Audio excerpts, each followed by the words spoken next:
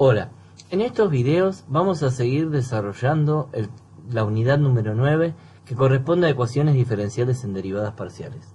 La clase pasada lo que nosotros hicimos fue ver un método de resolución que es el de separación de variables.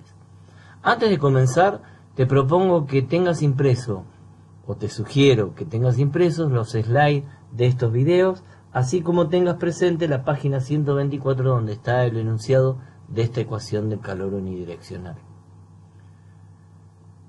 Ese enunciado es el que se muestra aquí en la figura, donde nosotros te hago hincapié en la observación de ese dibujo, en el cual nosotros representamos una barra de sección circular, de sección transversal circular, que va a ser nuestra área A. La fijamos en la posición 0 del eje X, el principio de la barra, y el fin de la barra en la posición L. Nosotros vamos a considerar que la temperatura se desplaza de izquierda a derecha, o se modifica de izquierda a derecha, y para el estudio vamos a utilizar una pequeña porción de esa barra que está en el tramo X, X más delta X.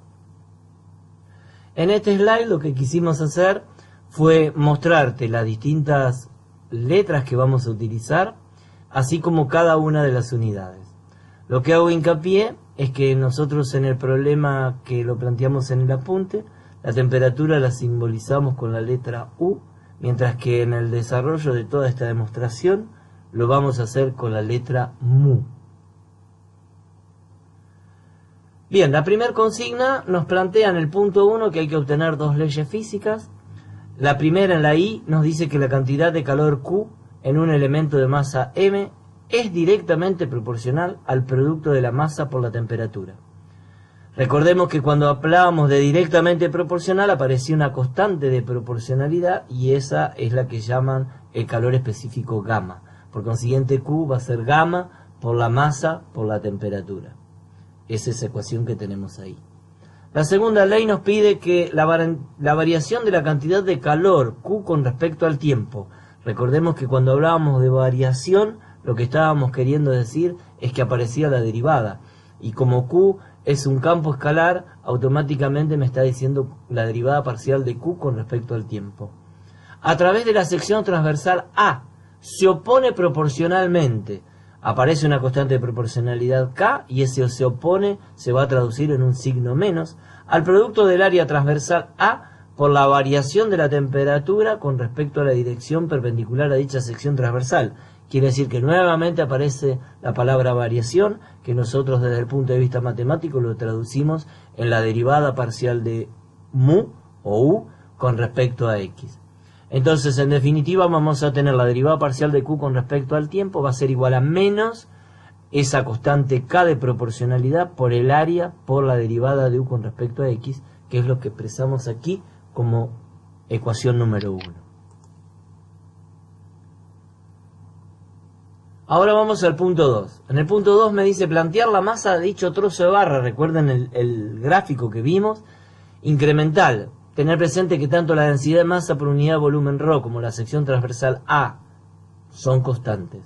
Por consiguiente, la masa va a ser la densidad de masa por unidad de volumen por un volumen. Y el volumen lo vamos a escribir como A por diferencial delta X de ese pequeño trozo de barra incremental. En el punto 2.2 me dice que teniendo en cuenta que en el desplazamiento delta X es muy pequeño, y que puedo considerar a la temperatura mu de xt aproximadamente constante en todo ese intervalo, me pide plantear el decremento de la cantidad de calor al pasar de la posición X a la posición X más delta X. Tengamos en cuenta para ello la ecuación que obtuvimos en el punto número 1.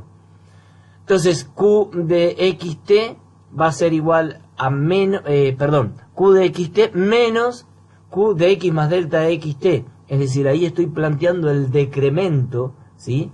Decremento significa del punto X al X más delta X. Si no sería incremento, cuando hacía de X más delta X a el punto X.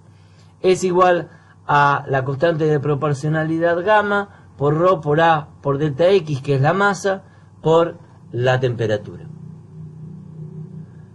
En el punto 2.3 me pide obtener la derivada parcial con respecto al tiempo de la expresión anterior, es decir, bueno, ahí hay tres campos escalares, el calor, Q, y la temperatura, mu. Por consiguiente, no es otra cosa que escribir la expresión número 2. La consigna 3 y 4. La consigna 3 y 4 vamos a arrancar con la consigna 3. Me dice, a partir de la ley obtenida en el punto 1.2 romano, obtener el decremento, nuevamente decremento, es en el X menos lo que pasa en X más delta X, que se produce la variación de cantidad de calor con respecto al tiempo al pasar de la posición X a la posición X más delta X. Si miramos la ecuación 1, es fácil deducir esta expresión.